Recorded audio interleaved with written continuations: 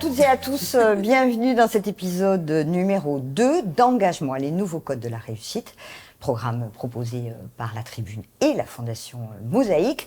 Avec moi, heureusement, toute ma team. Salut Youssef. Salut Sophie. Saïd. Salut. Florence. Salut. Et Chloé. Hello. Et puis il nous manque la petite dernière, c'est Mariam qui nous rejoindra tout à l'heure.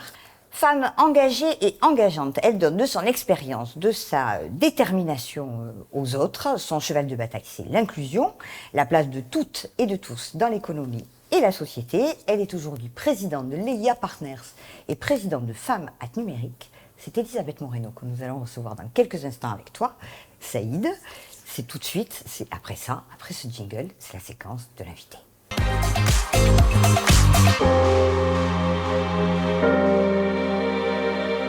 Bonjour Elisabeth Moreno. Bonjour Sophie Iborra, bonjour à toutes et à tous.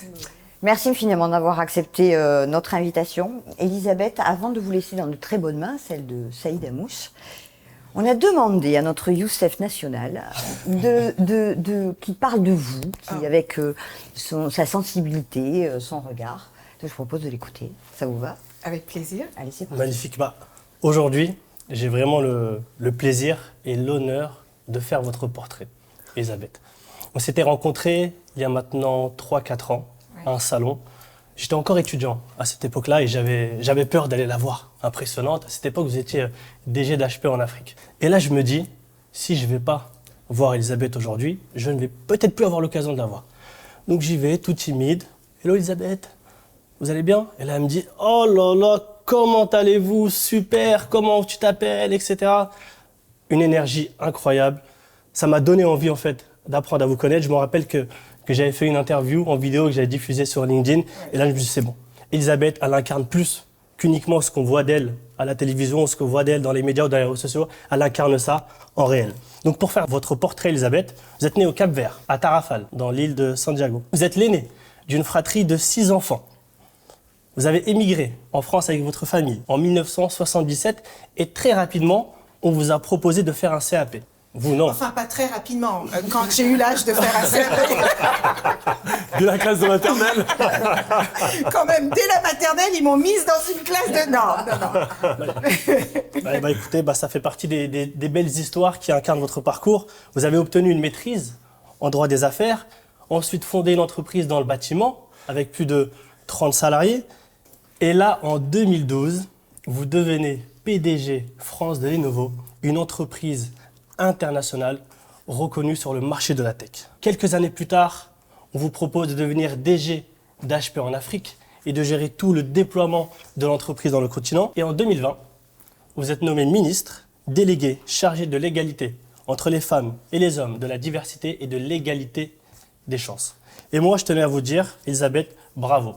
Bravo de nous inspirer, bravo de nous montrer le chemin, bravo de montrer que peu importe d'où l'on vient, peu importe les expériences qu'on a, nos diplômes, nos origines, à condition d'avoir du courage, on peut réussir à faire la différence. Merci Youssef. Votre réaction quand même? C'est toujours intéressant de voir quelqu'un parler de soi. Parce que pendant que Youssef Koutari faisait ce portrait, la manière dont il l'explique, on a l'impression que la progression a été fulgurante.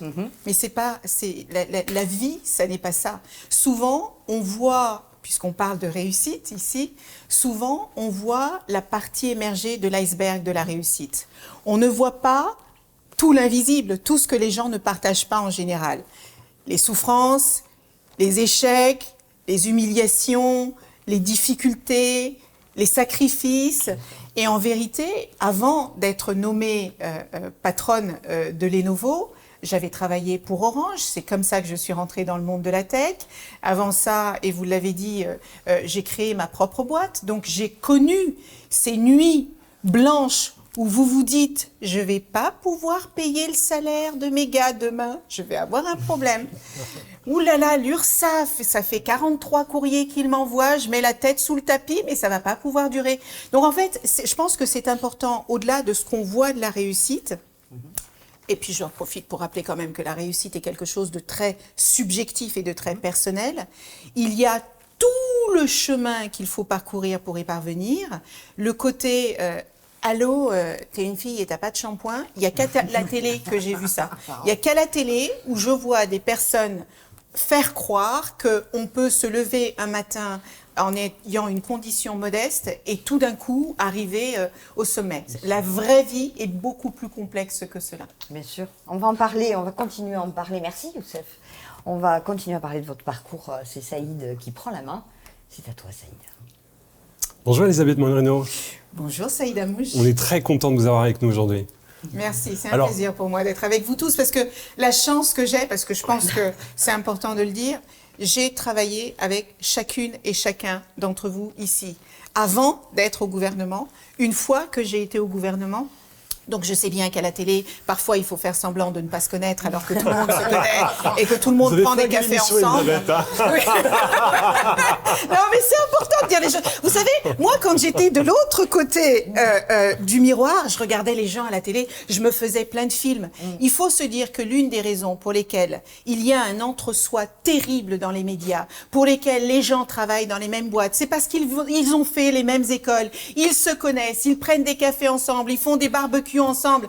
Alors moi, je reconnais que j'ai eu la chance de travailler avec chacun d'entre vous. Nous ne sommes pas amis, mais j'espère que nous nous respectons pour les valeurs et les combats que nous portons ensemble. Je suis bien d'accord et j'attends l'invitation pour le barbecue. Elle est dans le sac. Alors, Youssef l'a démontré dans son portrait, vous êtes vraiment une rôle modèle en France, c'est incroyable.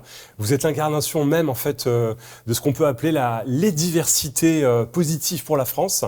Et la France en a bien besoin aujourd'hui. Par votre parcours d'origine, par vos trajectoires professionnelles, c'est très intéressant. Avec du recul, aujourd'hui, quand on voit la richesse de votre parcours, quel est le moteur de votre réussite, Elisabeth ? Eh bien, je crois que c'est justement l'envie de réussir. Je crois qu'on ne se rend jamais compte. Vous savez, c'est tellement facile de blâmer notre lieu de naissance, notre famille, nos parents, nos profs, la société tout entière pour tous les maux qui nous tombent dessus. Et on n'aurait pas assez d'une émission pour que je vous raconte tous les mots MAUX qui me sont tombés dessus. Mais ce que j'ai constaté au fil du temps, c'est que le premier levier de notre vie, c'est nous. Selon que vous décidiez de vous lever le matin, de rester dans votre canapé, à jouer aux jeux vidéo ou à regarder des séries dont toutes ne sont pas extrêmement intelligentes, ou à décider d'aller à une conférence sur un sujet qui vous intéresse, d'aller dans un musée, d'aller au cinéma, d'aller rencontrer quelqu'un qui vous passionne, de prendre un livre, selon les choix que vous faites, vous, pas vos parents, pas vos profs, pas votre patron, pas votre femme, pas votre petite amie, non, pas ça. Vous, selon la décision que vous prenez, votre vie peut être totalement différente. Et moi, on a quitté le Cap-Vert, j'ai envie de dire, à cause et grâce à moi. Parce que peut-être que ma famille n'aurait pas eu la vie que nous avons aujourd'hui si nous n'avions pas quitté le Cap-Vert. Mais même si nous étions dans la misère au Cap-Vert, nous étions aussi heureux, nous étions avec nos familles, avec nos amis, et c'est là que sont enterrés les ancêtres de mes parents, etc.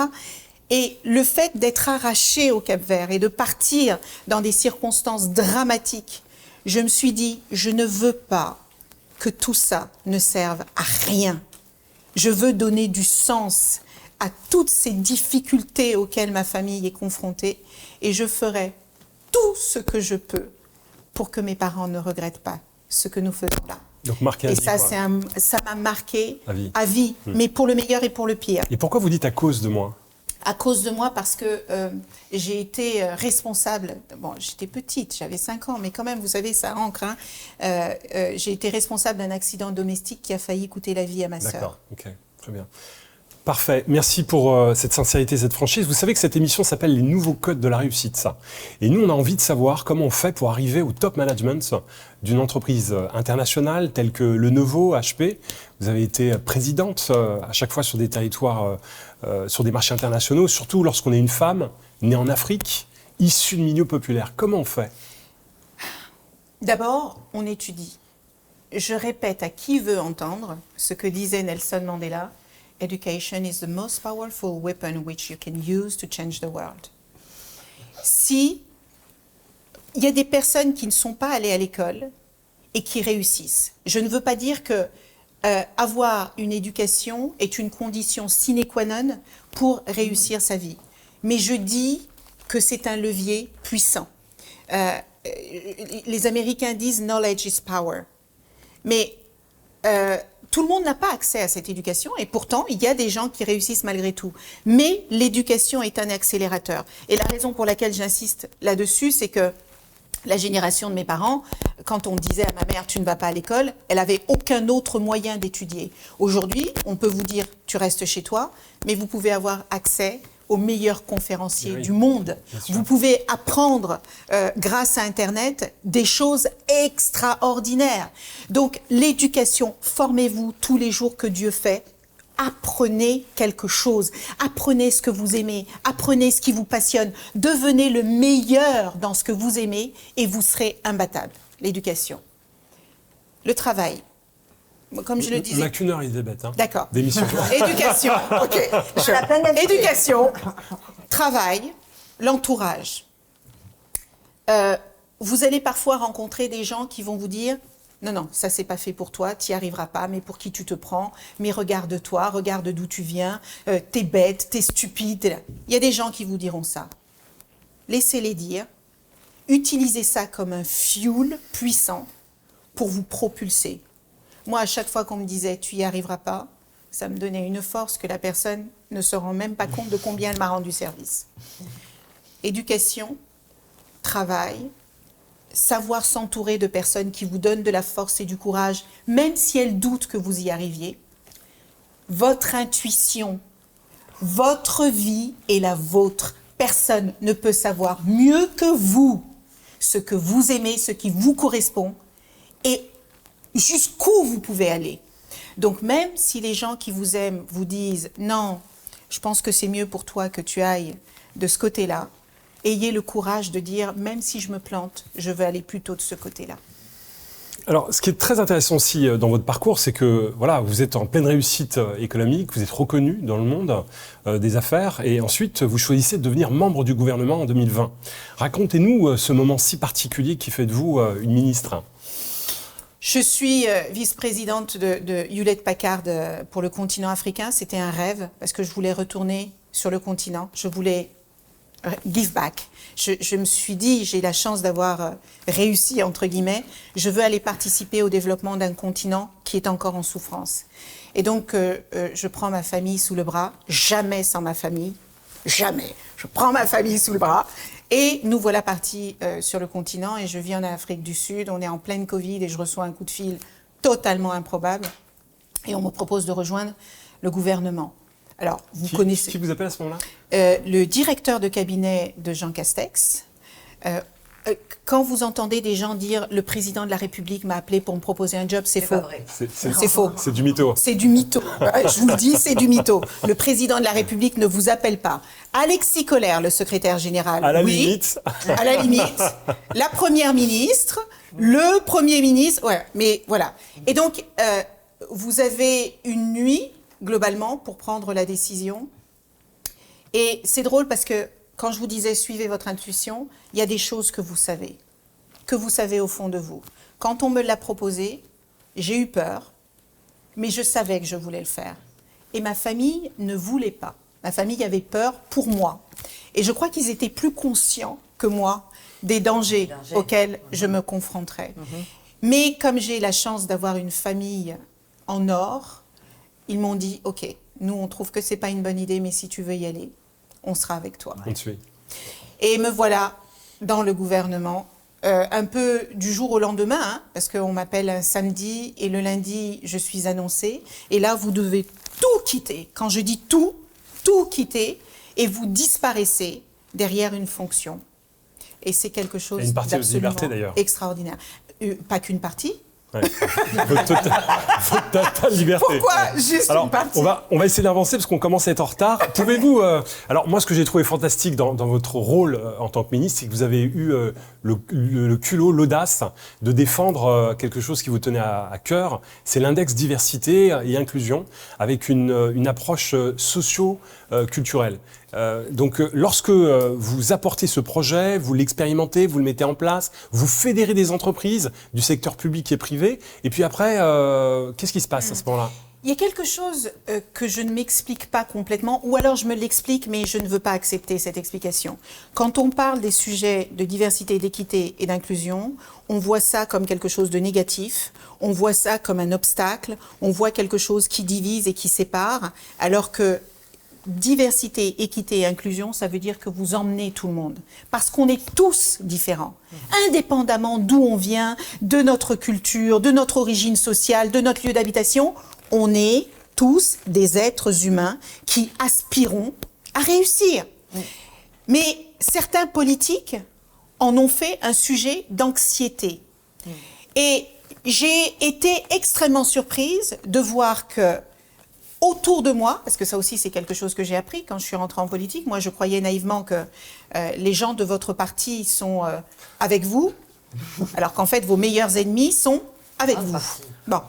Et donc j'ai découvert qu'au sein même d'un gouvernement qui est progressiste, on n'avait pas fatalement envie de parler de ce sujet-là. Donc oui, ça a été un combat, mais pas seulement au sein de la majorité, ça a été aussi un combat avec les opposants politiques qui se saisissent de ce sujet. Le Front National et Reconquête n'existerait pas s'il n'y avait pas l'immigration. Et ils secouent ce chiffon rouge comme un totem à chaque fois qu'ils ont besoin d'exister. Donc oui, je m'en suis saisie avec courage et détermination parce que si moi, avec mon histoire, avec mon parcours, avec ce que je suis, je ne défends pas la diversité, l'équité et l'inclusion, qui va le faire? Alors, c'est très intéressant parce que on sait qu'aujourd'hui, cette question en fait de mesure, elle est portée aussi à l'échelle européenne. Donc, dès l'an prochain, la Commission européenne obligera les entreprises à être plus transparentes en matière de respect des engagements sociaux. On sait aussi que l'Europe, finalement, quand elle mettra en place cet engagement, elle va chercher des outils. Est-ce que c'est pas donner une seconde vie au baromètre, votre baromètre? Est-ce que il faut pas généraliser finalement cet outil de mesure? Oui. Eh ben, d'abord, permettez-moi de remercier et de saluer toutes les associations, les entreprises, les institutions qui se sont alliées à moi à cette époque-là pour donner vie à cet index. Sans eux, je n'y serais clairement pas arrivée. Ensuite, il faut quand même rappeler que la France est la patrie des droits de l'homme. Je suis très fière que ce soit un pays comme le nôtre qui ait porté ces sujets. Mais comme le dit si bien Roland Lescure, la France a ses totems et ses tabous. Et donc, on est l'un des pays qui a le plus de lois pour lutter contre les discriminations. Et en même temps, vous voyez tout le chemin qui nous reste à parcourir.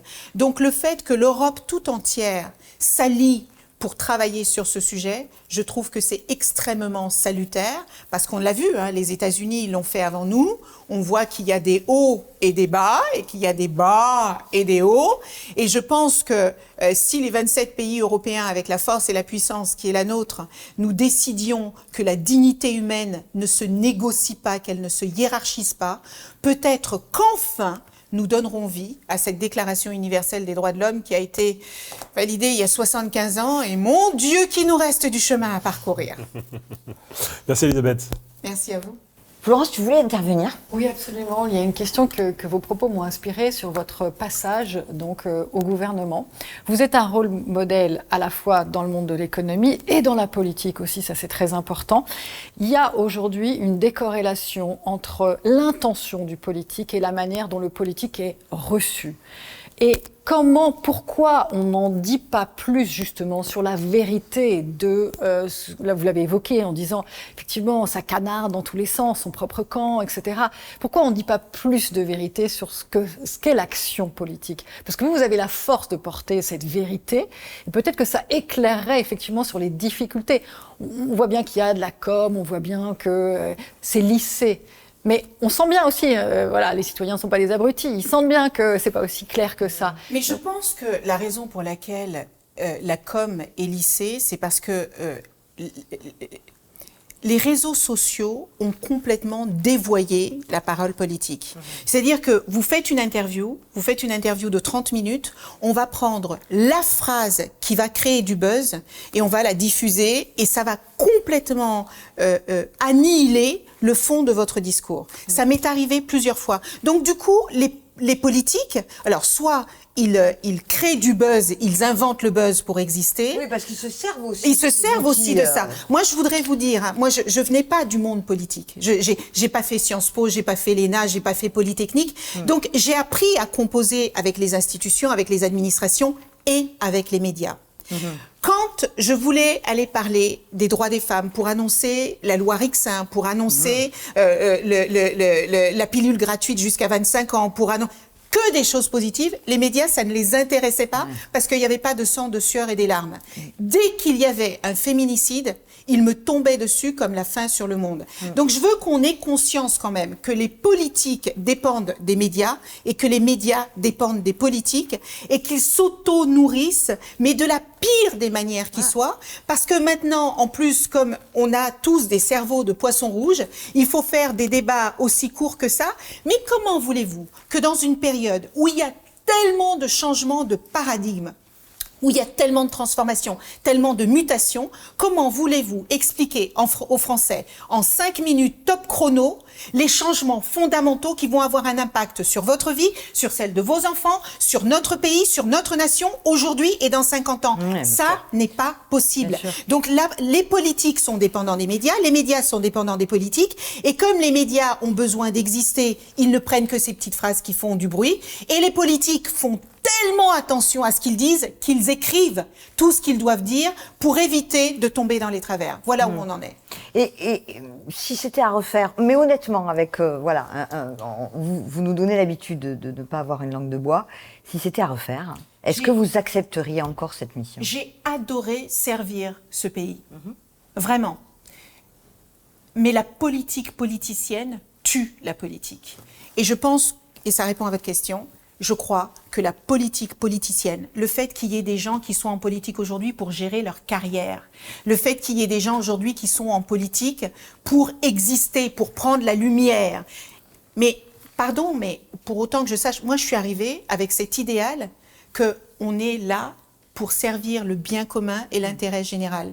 Si vous oubliez ça, bah, la politique n'a plus de sens, alors que tout est politique.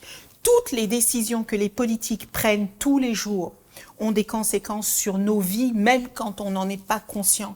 C'est pour ça que j'ai été fière et heureuse de servir mon pays. Et je crois que je suis beaucoup plus utile là où je suis aujourd'hui. Quel constat. J'ai un dernier point important, Elisabeth. Non, parce que madame a une question également. Comme vous le savez, moi j'ai créé une école. Et en créant une école, je rencontre énormément de jeunes. Et aujourd'hui, la graine que vous êtes en train de planter, que vous avez plantée depuis des années, il y a beaucoup de jeunes qui n'ont pas accès en fait, à ce message, à cette communication. Donc nous, on y a accès. Dans le monde professionnel, on y a accès. Dans le monde économique, on y a accès.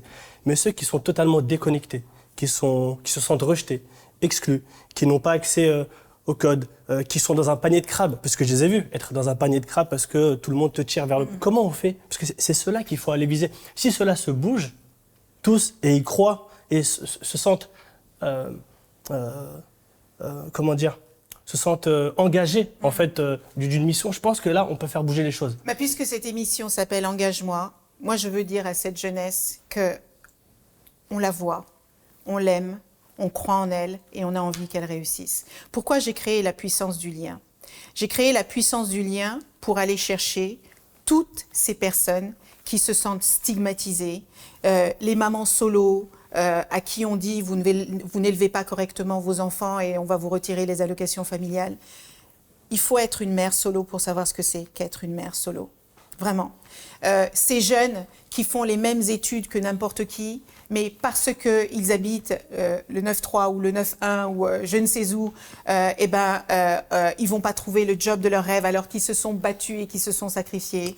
Ces femmes qui habitent dans les zones rurales et qui sont éloignées des transports, qui sont éloignées de toutes les infrastructures, je me dis que si on arrive à travailler les femmes et les hommes main dans la main, si on arrive à travailler avec tout le territoire français, qu'on habite à Fourmies, ou qu'on habite à Toulouse, ou qu'on habite à l'île de la Réunion, à Saint-Denis, ou en Guadeloupe, là, si la France, c'est pas Paris 5e, 6e, non.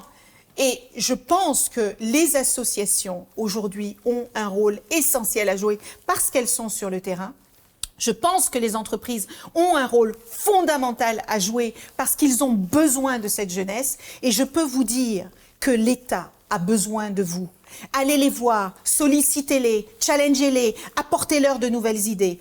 Mais ces jeunes-là, ils s'interdisent d'aller dans ce monde-là. Et je veux juste qu'ils sachent que ce monde est le leur. Et s'ils n'osent pas y aller parce qu'ils n'ont pas les codes, parce qu'ils n'ont pas les réseaux, qu'ils viennent voir des associations, des entreprises comme les vôtres, comme Mosaïque RH, etc., etc.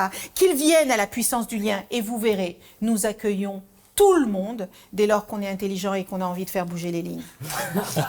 Chloé, je te vois réagir. Allez, c'est à toi. Forcément.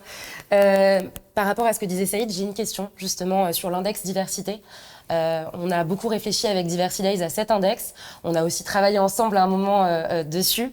Je m'interrogeais sur la suite et sur le fait qu'on a l'index diversité, il y a un index senior, il y a un index EGAPRO. Qu'est-ce que vous pensez du fait de tout réunir ensemble justement et peut-être aussi expliquer ce que c'est que cet index un petit peu parce que je ne sais pas si tout le monde sait ce que c'est que cet index. En fait, cet index, vous avez raison, Anthony Babkin m'avait beaucoup challengé sur ce sujet en disant il y a plein de trucs qui existent, on ne sait plus ce qu'il faut faire, comment il faut le faire. Oui, c'est une bonne idée de le rassembler. Cet index, il permet aux entreprises, sur la base du volontariat, on dit qu'en France, on ne peut pas compter, on ne peut pas mesurer. Oui, on ne peut pas compter et mesurer, mais les gens peuvent se compter et se mesurer. Et donc cet index, c'est un index qui travaillait sur les questions de culture et d'origine sociale.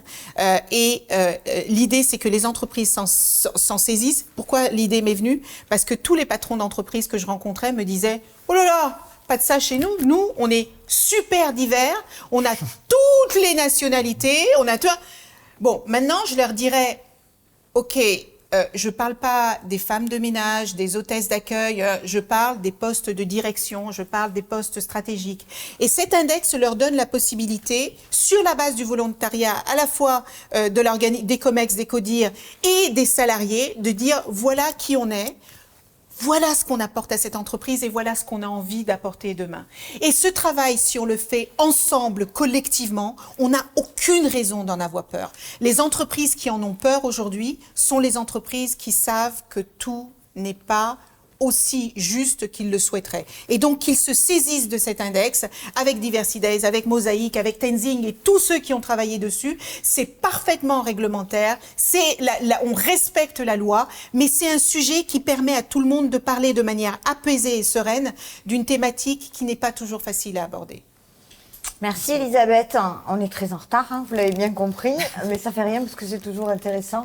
Saïd, on se retrouve le mois prochain. Merci Elisabeth. À bientôt. Voilà. Merci Saïda. Elisabeth, vous restez avec nous parce qu'on va découvrir un nouveau talent, une pépite que nous présente Chloé, une pépite Diversity Days. J'adore les pépites et les talents. Vous allez voir, vous n'allez pas être déçus. On fait ça juste après le jingle.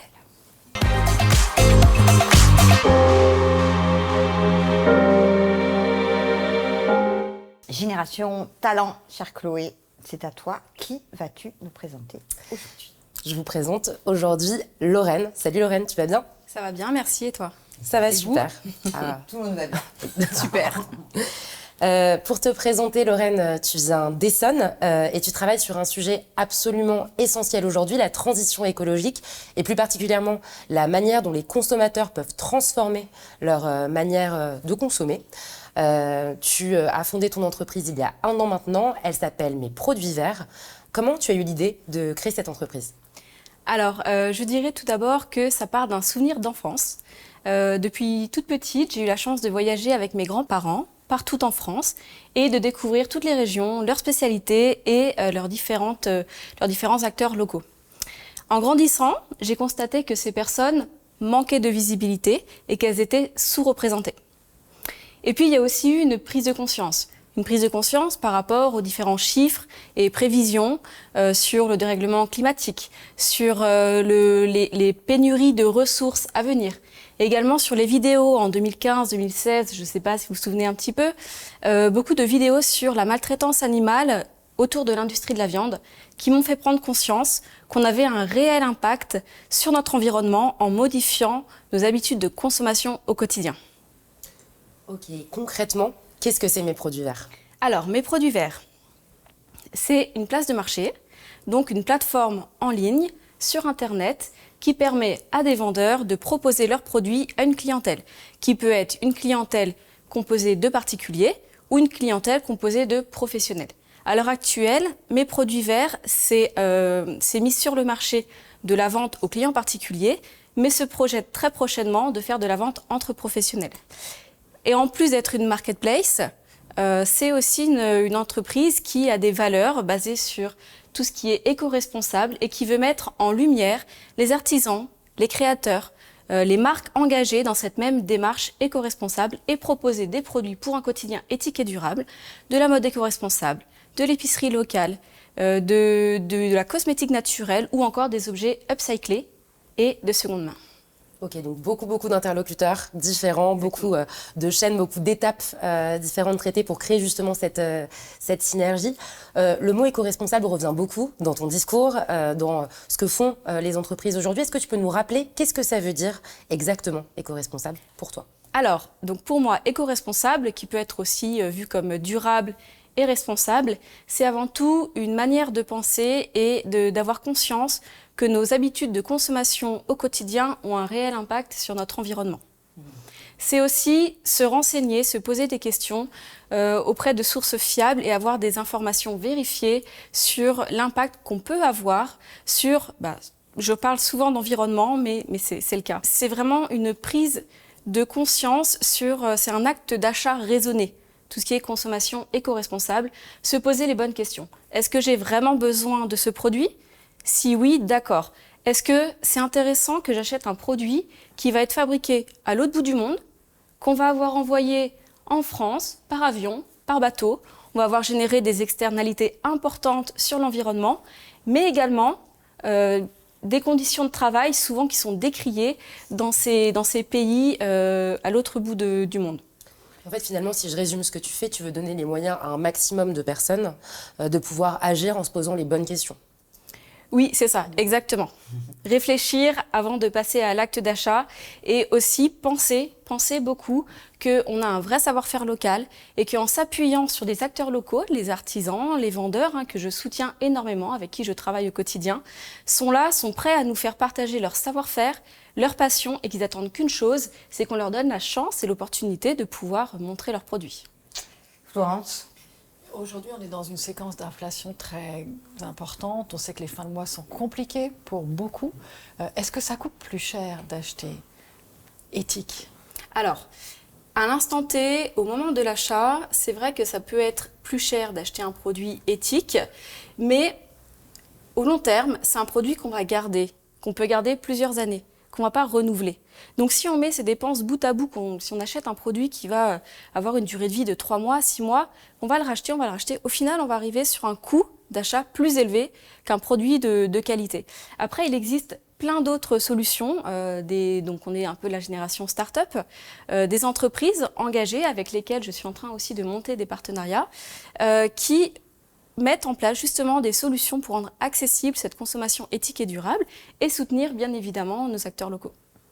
Et je crois d'ailleurs que certaines personnes sont prêtes, même si on est en période d'inflation et c'est difficile, mais la malbouffe devient un tel sujet qu'il y a des gens qui sont prêts à payer un tout petit peu plus cher pour être sûrs d'avoir de la qualité et pour aider les acteurs locaux. Donc je pense que le coût n'est pas toujours le sujet numéro 1 quand on parle de ce genre de choses extrêmement importantes. Exactement, il y a tous les enjeux de bien-être, de santé qu'on prend en compte, notamment grâce aux médias qui véhiculent aussi ces valeurs sur la santé, sur l'éthique, sur le bien-être.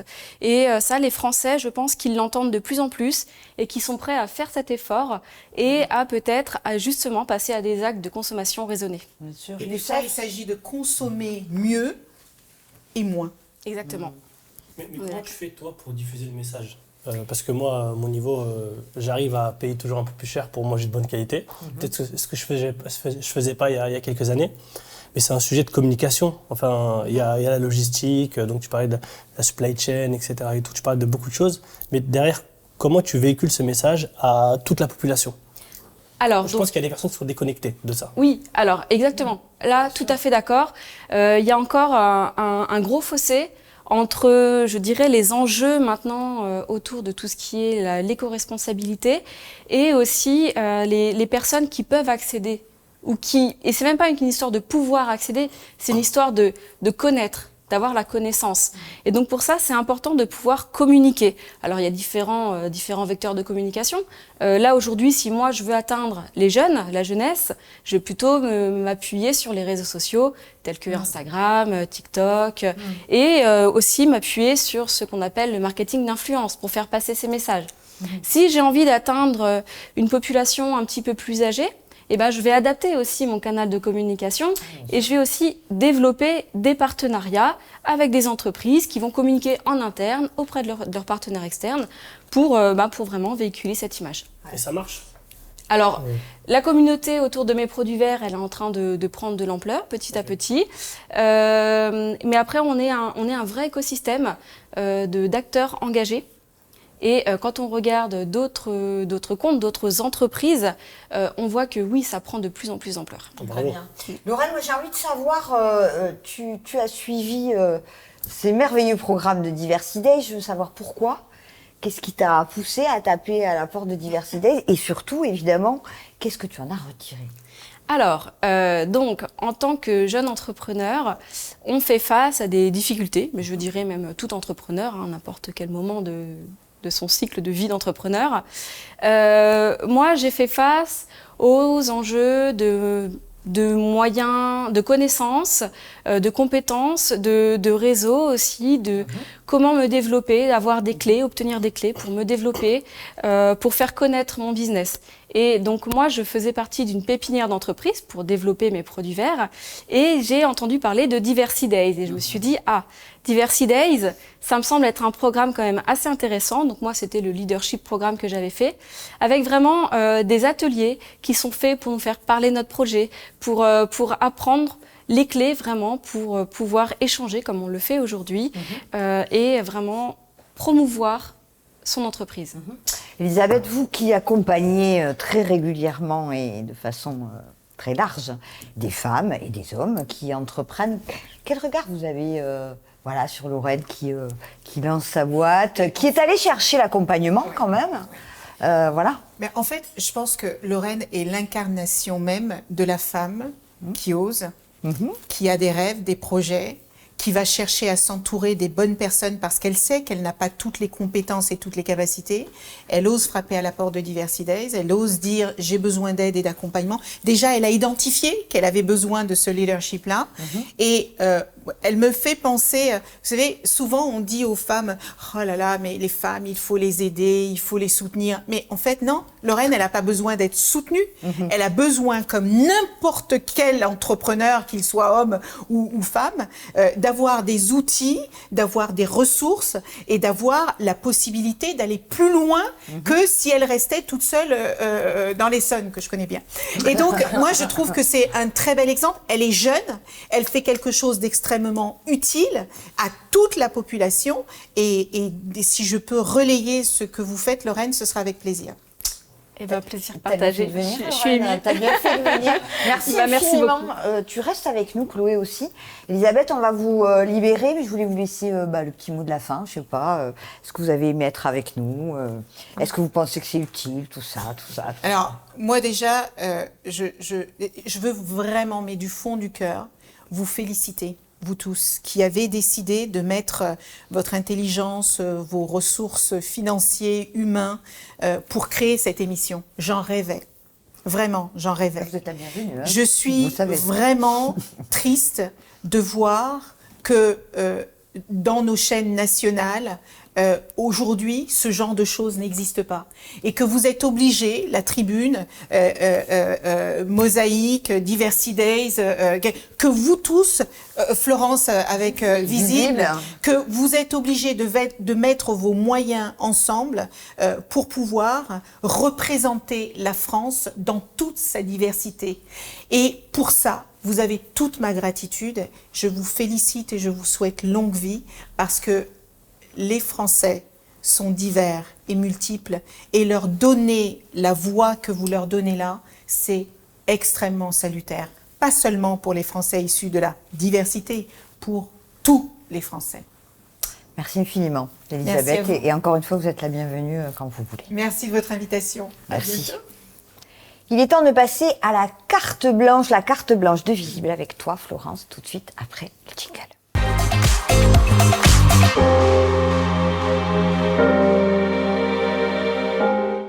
Alors, entre-temps, il y a Mariam qui nous a rejoint. Mariam, c'est une petite nouvelle qui nous a rejoint, qui est directrice générale de Mosaïque RH, qui nous parlera tout à l'heure du top 3 des initiatives. Bonjour Mariam, ça va? Bonjour, super. Je Contente suis d'être super là. bien entourée, donc ravie d'être là. C'est top. C'est à toi, Florence, La petite pour... nouvelle qui mesure 1m85. c'est ça. C'est ça parce que je ne voyais pas, mais... Ouais. Ouais, je suis très contente de vous parler aujourd'hui de Nelly Chatuet-Diop, qui est un coup de cœur visible. Alors, Nelly est originaire du Cameroun. Elle arrive en France vers l'âge de 15-16 ans, parce qu'elle se dit que si elle veut consolider ses études, elle a beaucoup d'ambition, il faut qu'elle passe par un parcours français. Ce qui est très drôle, c'est qu'elle le dit, elle est très très bonne élève, et quand elle arrive en France, elle n'a pas du tout les codes, etc. Elle connaît personne, donc déjà... bouger comme ça, elle connaît que sa sœur en France, chapeau. Elle n'a pas du tout les codes et elle a 4 sur 20 en permanence, toutes ses notes, c'est 4. Elle me dit j'étais la meilleure élève et là après moi je suis au ras des pâquerettes.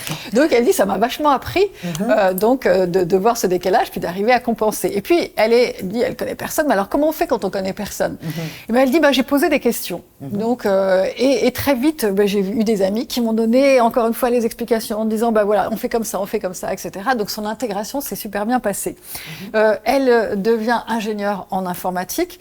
Elle complète sa formation par un parcours business à HEC et à la London School of Economics.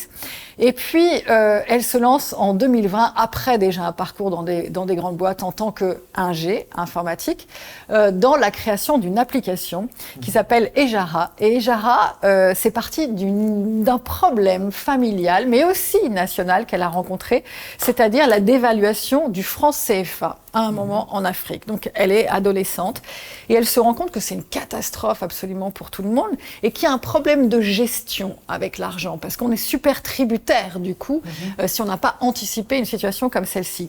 Et donc ça mûrira pendant des années cette idée de créer une application qui va permettre aux personnes de l'Afrique francophone, dans un premier temps et ensuite aux Français, sur le territoire français, d'investir en bourse et d'investir sur les crypto-monnaies à partir d'1,50 €. C'est-à-dire que c'est un tout petit ticket d'entrée pour se dire qu'on va commencer, si on est un peu doué, si on aime ça, à se constituer un patrimoine, avec évidemment les risques que l'on connaît, mais néanmoins on peut commencer, alors que d'habitude c'est que les personnes qui ont déjà une surface financière importante.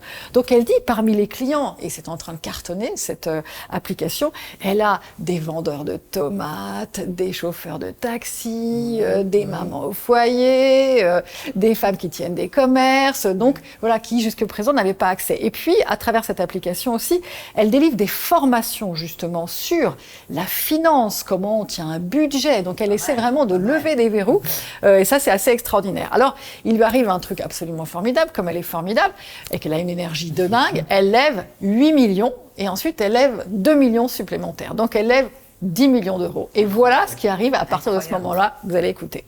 Avant et après cette levée, je vois quand même un changement avec les entrepreneurs masculins qui m'entourent parce que tout d'un coup, ben, c'est comme si j'entrais dans la cour, c'est comme si je dérangeais, parce que tant que j'avais pas levé, me fréquenter était acceptable, parce qu'on pouvait me donner des conseils, mais tu sais, si tu veux lever un jour, il faut faire ça, mais ton produit il est nul, tu devrais plutôt faire ça, la façon que tu as d'approcher, il n'y a pas de marché pour ce que tu défends. Voilà. Tout le monde y va de son mansplaining, tout le monde y va de son explication, tout le monde connaît mieux le business que tu veux construire que toi. On me parle un peu moins, et quand je lève 8 millions, ben, c'est la catastrophe. J'ai des gens qui ont totalement disparu du radar. Donc bah voilà, donc elle dit, il y a plus d'un mois, j'ai effacé des radars, elle lève ses 10 millions, c'est quand même une réussite colossale, et au lieu de célébrer, eh bien pas du tout.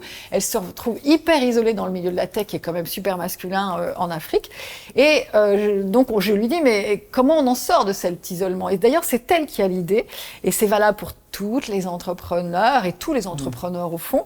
Elle dit il faut se rapprocher de ses pairs. Et qu'est-ce qu'elle va faire? Elle va candidater à des concours pour entrepreneurs. Elle va candidater à des prix. Donc elle sera prix Margaret, elle va cumuler les prix, mais surtout elle va se sentir beaucoup moins seule. Et ça, je trouve que c'est assez génial de se dire que finalement, en allant chercher l'autre quand on se sent très isolé, à travers les initiatives qui existent, qui peuvent être des incubateurs, mais surtout ne pas rester seul. Et ça, c'est un point que je trouve absolument lumineux, encore une fois, dans les parcours d'entrepreneurs. Et ce qu'elle dit également, Nelly, et puis vous pourrez découvrir la vidéo en longueur sur Visible, elle dit une dernière chose que j'ai trouvé très intéressante aussi, c'est que pour rompre cet isolement et pour se sentir quand même en famille, pour travailler et évoluer de manière très positive et développer l'entreprise, c'est qu'au fur et à mesure, elle engage.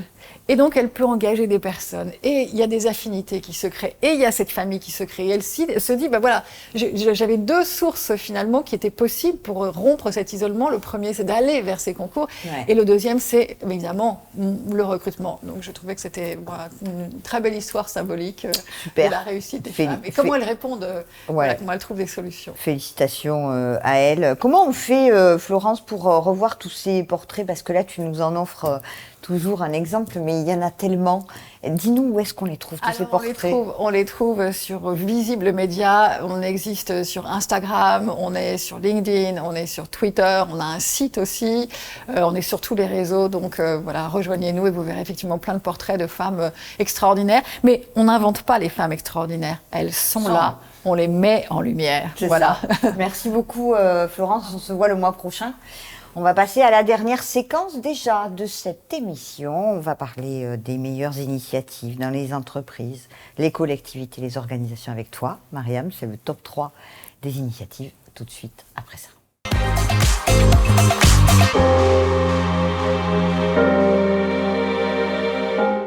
Chère Mariam, Crédit Mutuel, Opéra de Paris et Sanofi, je crois que vous avez des choses à nous raconter sur ces 3 entreprises qui se bougent et qui agissent. Absolument, Sophie. Donc, engage-moi, engage-toi aussi dans les entreprises. Et donc, je vais vous parler de 3 initiatives dans des secteurs différents. La première, ça concerne donc le groupe Crédit Mutuel Arkea, qui est une banque mutualiste française, qui compte 11 000 collaborateurs. Donc, c'est un énorme groupe qui est présent partout en France. Et le projet s'appelle Ambassade. Alors, on se dit, qu'est-ce que c'est? Ils se lancent dans la diplomatie? Non, pas du tout. En fait, ambassade, ça part du principe que, pour eux, l'inclusion, c'est l'affaire de tous. Ça doit concerner tout le monde, tous les collaborateurs. Et donc, plutôt que de mettre en place leur feuille de route dans leur coin au niveau de la direction, ils se sont dit, on va créer des groupes de travail qu'on va appeler des ambassades. Donc, ils en ont créé 20. Et ils ont fait réagir des collaborateurs, mais ça peut être tous les services différents. Ça peut être aussi des administrateurs, parce que comme c'est une banque mutualiste, donc ils n'ont pas d'actionnaires, mais ils ont des personnes qui sont des sociétaires. Et donc, ils font partie de ces groupes de travail.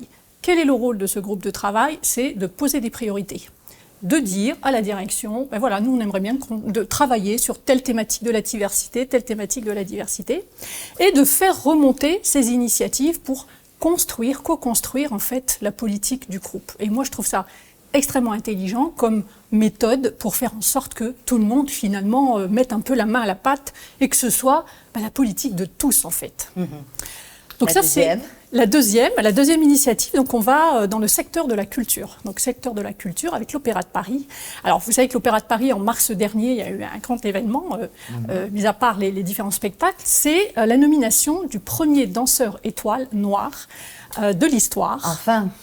enfin, en 300 ans d'histoire et d'existence, donc Guillaume Diop, donc, qui est le premier danseur étoile noire. Et l'Opéra de Paris a lancé un comité consultatif diversité. Qu'est-ce que ça veut dire? Ça veut dire qu'ils se sont vraiment exposés en intégrant dans ce comité des personnalités extérieures, donc des experts de la diversité, mais aussi des personnalités de l'art, des personnalités des entreprises aussi parfois, ou des associations. Ils ont mis également des membres de la direction et ils ont mis des collaborateurs internes de l'Opéra de Paris pour réfléchir ensemble à que devrait être finalement l'Opéra de Paris, le visage de l'Opéra de Paris. Alors, que ce soit en termes de politique interne, qui il faut recruter, comment il faut recruter, quel cadre de travail il faut mettre en place pour qu'on soit vraiment inclusif, et aussi les œuvres. Voilà. Comment faire pour être plus représentatif de la diversité à travers les œuvres. Donc, l'Opéra de Paris se met en scène d'une manière un peu différente et on adore ça. Mal. Troisième initiative, Mariam? Alors, troisième initiative, on est dans l'industrie pharmaceutique, donc ça concerne le groupe Sanofi. Sanofi, donc c'est un grand groupe français qui a créé un projet qui s'appelle Place d'avenir. Alors, je vous en dis pas plus, on va regarder la vidéo et ensuite on en parle. Allez, c'est parti.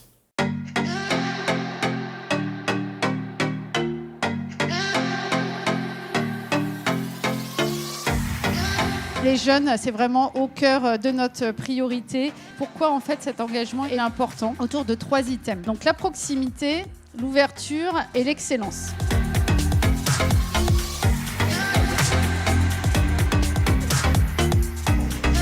Le principe de Place d'Avenir, c'est un village itinérant du 4 mai au 6 juin pour cette 3e édition. Le principe, c'est vraiment d'aller à votre rencontre, puisque chez Sanofi, on a constamment 1600 jeunes en alternance et également plus de 700 en stage tout au long de l'année, avec aussi cette volonté d'aller dans les quartiers prioritaires de la politique de la ville pour que vous osiez franchir les portes de grandes entreprises. J'ai été recrutée sur le Place d'Avenir de Rouen. Cette année, j'ai souhaité repartir en tant qu'ambassadrice. Ça me permet de parler de mon expérience et de parler d'une expérience en fait concrète parce que je suis passée par là et leur donner espoir et surtout qu'ils puissent persévérer et ne pas lâcher.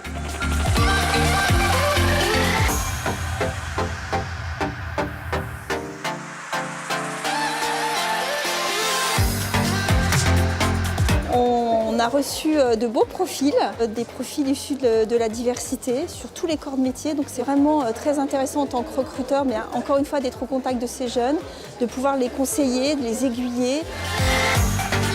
C'est beaucoup de richesse en fait pour nous recruteurs d'être au contact de ces jeunes. Voilà, donc Sanofi s'est dit je veux recruter dans la diversité, donc le meilleur moyen c'est d'aller sur place, c'est d'aller aussi dans les quartiers. Et donc Place d'Avenir, comme on l'a vu en fait, c'est une opération qui consiste à aller recruter dans 10 villes en France des apprentis en se fixant cet objectif de dire voilà, on recrute 1600 apprentis par an. On aimerait qu'au moins 10% de ces apprentis soient issus des quartiers prioritaires de la ville. Et comment on va faire? Eh ben, on va aller sur place, dans les quartiers, les rencontrer, les conseiller et recruter ceux qui correspondent aux offres qu'on a en cours.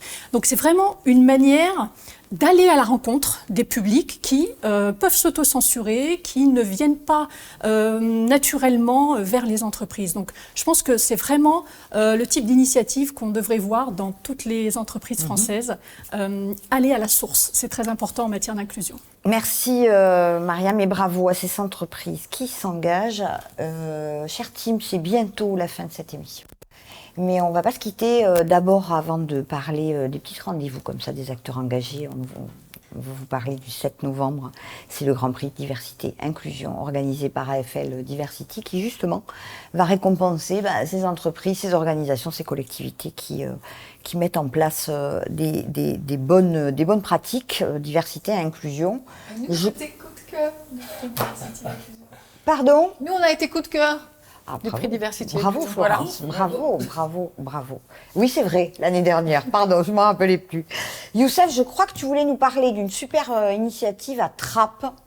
Oui, c'est ça exactement. C'est une initiative qui a été portée par Evoluquid, donc Morad Atik, un des cofondateurs. Donc c'est un programme qui s'appelle Qu'est-ce qu'il y a ? Exactement. Et en fait, il a développé un programme dans lequel ils accompagnent les jeunes issus des quartiers populaires dans plusieurs territoires en France. Et l'objectif, en fait, c'était de les mettre en compétition pour qu'ils puissent développer un prototype d'intelligence artificielle dans leur territoire pour servir leur collectivité. Et cette année, ce sont des jeunes de la ville de Trappes justement qui ont remporté une espèce de concours. Et donc l'année prochaine, pour les récompenser, ils vont directement à la Silicon Valley dans lequel ils vont pouvoir s'immiscer au cœur du monde de la tech. Voilà. C'est top. Donc bravo à eux, on les suit et on n'hésitera pas à vous donner de leurs nouvelles une fois qu'ils auront fait ce formidable voyage.